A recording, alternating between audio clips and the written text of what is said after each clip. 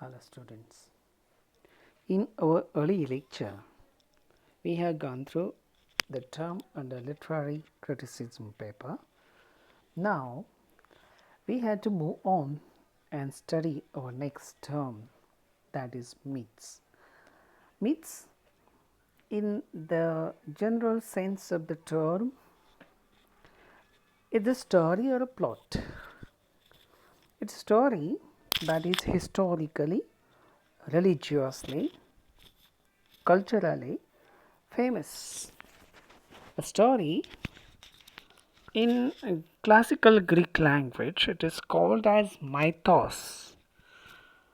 It signified any story or plot where the story is invented, true, or it may be historically brought. So, it is in its central and significant, say, meaning. Myth is a type of a story. It is a story in a mythology. So we have various stories in Hindu mythology. In the same way, in Greek mythology, we have a story of Zeus, myth of Zeus. So mythology, it stands for a system of hereditary story, which is supposed to be believed true by a particular social or cultural group. In the terms of its intentions, there are certain actions of deities, supernatural beings, and these stories express or reveals the truth about the universe and society around us. It has some kind of a significance. Why the world is as it is, why we observe our festivals, what are these festivals, and why we observe in day to day life, what are the things that happen, why such a social rituals, myths, traditions we are following. So there are certain rules, sanctity of rules are followed.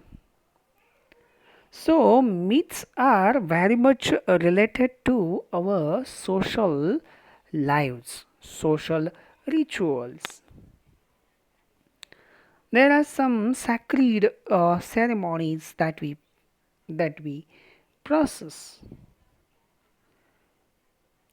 It is very complex things whether rituals comes first or myths come first. The answer cannot be successfully answered. The question is not worthy to be, say, analyzed in its proper and give the priority to other one or another. The protagonist is, suppose, maybe a human being or maybe a supernatural being.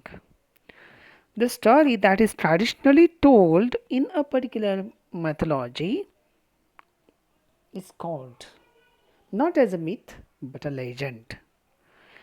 If the hereditary story that concerns about the supernatural beings who are not gods, it may be called as a folk tale. There is lots of research and theorists who propounded various theories about this. So, in the myths, if we see, they reveal a particular culture. They express some kind of a signifying system which reveal the true meanings. So, myths is best conceived not as a collection of fixed and final stories.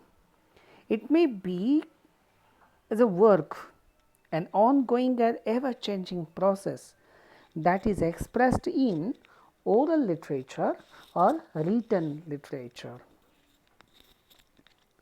So, the term myth that is extended to include some kind of a supernatural tales that are invented deliberately by the authors. So, in in its theory, Claude Lévi-Strauss, he was a French structuralist who departed from the traditional views, and he he disowned the treatment of myths within each culture as a kind of a signifying system. He analyzed the myths from the particular culture and what are the signs, what are the symbols that needs to be identified and interpreted based on the linguistic model. So, such a kind of a contribution is made with regard to the theory of myth is German historian Hans Blumenberg, who works on myth.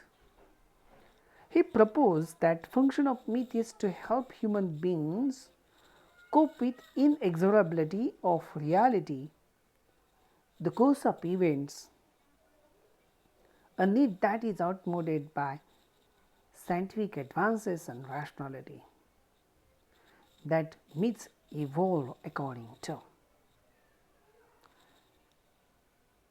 So, Darwinism of words in which those forms and variations survive that cope most effectively with changing social environment. That myth is best conceived not as a collection of fixed and final stories, but as work, an ongoing and ever changing process that we see. So, it can be said that mythology is a religion which we do not believe. Poets also, when they cease to believe on such a supernatural and aesthetic of myths, they tries to pursue what is in the real sense. And poets tries to find some kind of a plot, story, some kind of episodes and to value them to write on. So, Coleridge, who invented supernatural stories deliberately to write the poetry. Plato in the 4th century BC, he created some kind of imaginative philosophical speculations and created a myth. So, myth may be having some kind of a reality and myth may be having some kind of a falsity. काही सत्यता, काही असत्यता. या दोन्ही गोष्टी मिथच्या संदर्भात आपल्याला पाहायला मिळते. जरी असं असलं तरी मिथ ह्या रिलिजन संस्कृतीमध्ये प्राचीन काळातील आलेल्या कल्चरल बॅकग्राऊंडमध्ये आपल्याला एक महत्त्वाचा भाग म्हणून पाहायला मिळतात. आणि म्हणून मॉडर्न पोएट्स जे आहेत त्यांना काही लोक सांगतात मिथिकल थिओरिस्ट सांगतात जसं फ्रेडरिक शेलेगल आहे का चांगलं लिटरेचर लिहिण्यासाठी मॉडर्न पोएट्सनी एक युनिफाईंग मायथॉलॉजी उभी केली पाहिजे. नवीन डिस्कवरी ह्या शोधल्या पाहिजेत ज्याच्यातून नवीन मिथ्स तयार करता येतील आणि ग्रेट लिटरेचर प्रोड्यूस करता. In the same way, William Blake, who proposed, I must create a system or be enslaved by another man's. Such a system that we see here. he himself created such myths from biblical history, from the prophecy, from his own intuitions, visions, and intellection. There are a number of modern writers, poets who tried their hands to create some kind of a mythology. And this mythology is reflected in the creative work of art. They have inserted some kind of a integrative mythology, namely James Joyce's Ulysses, T.S. Eliot's Wasteland, Eugene O'Neill's Morning Becomes Electra. These are remarkable work based on the modern material on the pattern of ancient myths. W.B. Yeats, like his admired predecessors, undertook to construct his own systematic mythology, which he tries to expound in a vision. And there are remarkable poems produced in the Second Coming and Byzantium. Around the middle of the 20th century, myth has been adopted as a prominent term for literary analysis and subsequently emerged myth critics. These myth critics were Robert Graves, Francis Ferguson, Richard Chase, Maud Bodkin, and Northrop Frye. Northrop Frye, who worked on myths. There are four main narrative genres: comedy, romance, tragedy, irony. These are displaced modes of the four elemental forms of myth that are associated with the seasonal cycle: spring, summer, autumn, and winter. So, there is a correspondence of the work of art with the natural season or cycle. So, there is a correspondence, there is a closeness. See, irony stands for winter, tragedy stands see for autumn, summer, romance, spring. So, in the contemporary theorist or contemporary criticism, myths have been adopted solidly and imagined a realm in narrative, and it is perennially flowing in the modern literature.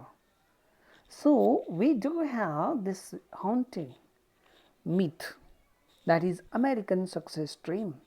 Even Indians or even the citizens of the world are quite enchanted, attracted towards the American success dream. And that is what this American success dream is driving each and every educated person, those who wish to earn name and fame, migrating to America, because they are after the American success dream. At the same time, the progress myth is also going on. It's a myth that we are constantly trying to develop our own self.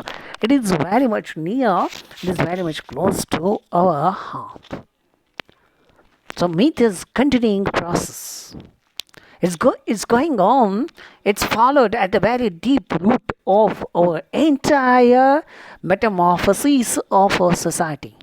समाजाच्या भल्या मोठ्या basic स्ट्रक्चरमध्ये असलेलं deep खोलवर रुतलेलं myth आहे, ती म्हणजे myth of progress.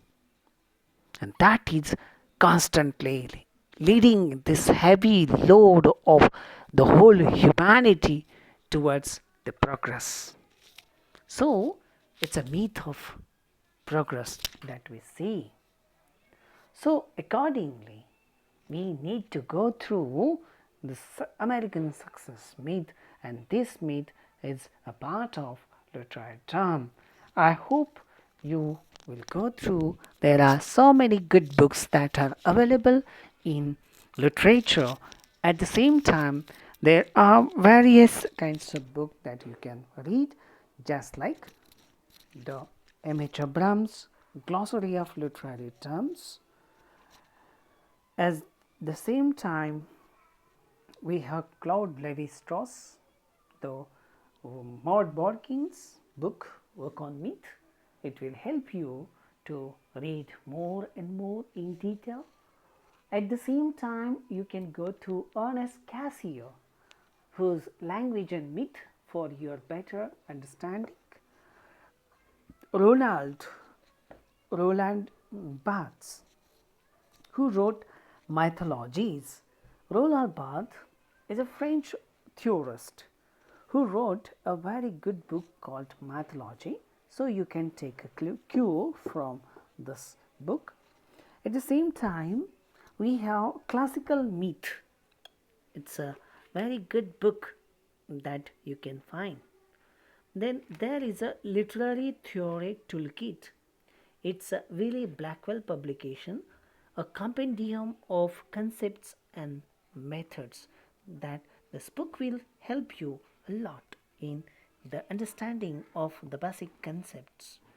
At the same time, Spectrum, the book is also a very good book for the students to read and to understand the concept. So, these books I hope will empower you to understand. Golden Bough by James Fraser, which is very pivotal for T.S. Eliot to create a remarkable masterpiece like Westland. So, hope these books will be enough for you as a reference books for your further study. I hope these things will help you a lot. Take the clue and notes from the slide that you have. At the same time, you can take a screenshot of this video when it was playing. So, hope you are doing well. Keep safe. Thank you.